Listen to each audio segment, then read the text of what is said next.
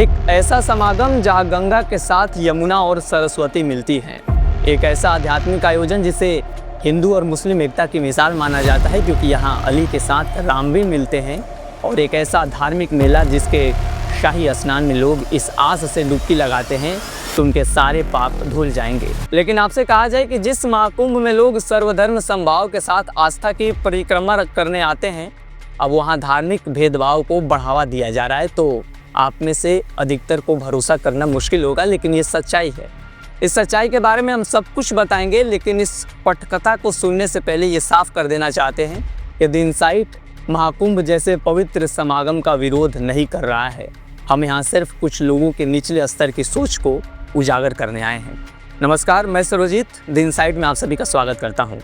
महाकुंभ में धार्मिक भेदभाव के तथ्यों को रखने से पहले आपके सामने अखाड़ा परिषद के 7 बड़े फैसलों के बारे में बताना चाहते हैं। इन फैसलों की माने तो महाकुंभ में शाही और पेशवाई शब्द नहीं होंगे। शाही की जगह पर राजसी शब्द का इस्तेमाल किया जाएगा। दूसरे फैसले के मुताबिक महाकुंभ में आने वाले संतों को ID कार्ड दिए जाएंगे। तीसरे फैसले के तहत अखाड़ा परिषद की ये मांग है कि अखाड़ों को बराबर बजट मिले और बड़े अखाड़ों को 5 करोड़ दिए जाए। चौथे फैसले के मुताबिक गैर सनातनियों को महाकुंभ के मेले में न लगाया जाए, यानी वो कर्मचारी जो हिंदू धर्म से बिलोंग करते हैं केवल उनकी ड्यूटी लगाई जाए। मुस्लिम या किसी अन्य धर्म के स्टाफ को तो उन्हें इस मेले में तैनात न किया जाए। पांचवें फैसले ये है कि मेला क्षेत्र के आसपास मांस और मदिरा की बिक्री बिल्कुल ना हो। छठे फैसले की माने तो महाकुंभ में जो भी आए उसका आधार कार्ड होना चाहिए।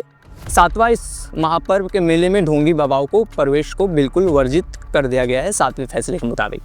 अब आपके सामने हम कुछ फैक्ट रखने जा रहे हैं, जिससे आपको भी ये लगने लगेगा कि जिस महाकुंभ को सनातन का सबसे बड़ा आयोजन कहा जाता है, उसमें सर्वधर्म समभाव की भावना को बिगाड़ने की कोशिश की जा रही है। इसे समझने के लिए आपको अखाड़ा परिषद के द्वारा लिए गए उन फैसलों में से पहले फैसले पर नज़र डालना होगा।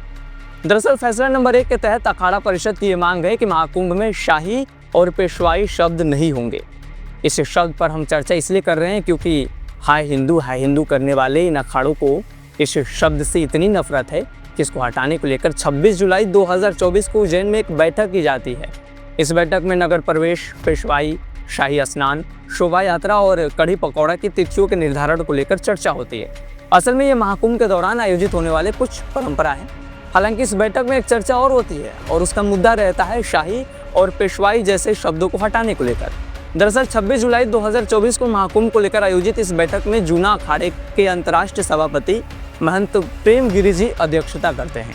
इस दौरान वे उर्दू और फारसी शब्दों को बदलने का प्रस्ताव भी रखते हैं, जिसका इस्तेमाल महाकुंभ के दौरान किया जाता है।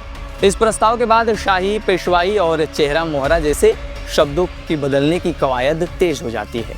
इसके 2 महीने बाद 6 अक्टूबर को CM योगी प्रयागराज पहुँचते हैं, जहाँ महाकुंभ की तैयारियों की समीक्षा ली जाती है। इस दौरान अखाड़ा परिषद के संतों से मुलाकात भी होती है और फिर बात होती है कुंभ में उर्दू और फारसी के बहिष्कार की। इसको लेकर जूना अखाड़े के अंतर्राष्ट्रीय सभापति महेंद्र गिरी ये तर्क देते हैं कि शाही उर्दू भाषा का एक शब्द है। ये नाम मुगलों का समय दिया गया था। यह हमारे लिए गुलामी का प्रतीक है। वो आगे कहते हैं कि ये भाषा जिन लोगों की है, यानी मुसलमानों की, वे लोग हमें अपना शत्रु मानते हैं। वो लोग वंदे मातरम नहीं बोलते, उन्हें भारत माता बोलने में भी परेशानी होती है, फिर हम उनकी भाषा क्यों ढो रहे हैं। अंततः पिछले कुछ महीनों से उठ रही ये आवाज़ें CM योगी के समक्ष शांत हो जाती है जब 6 अक्टूबर को अखाड़ा परिषद महाकुंभ से जुड़ा एक प्रस्ताव पास करता है।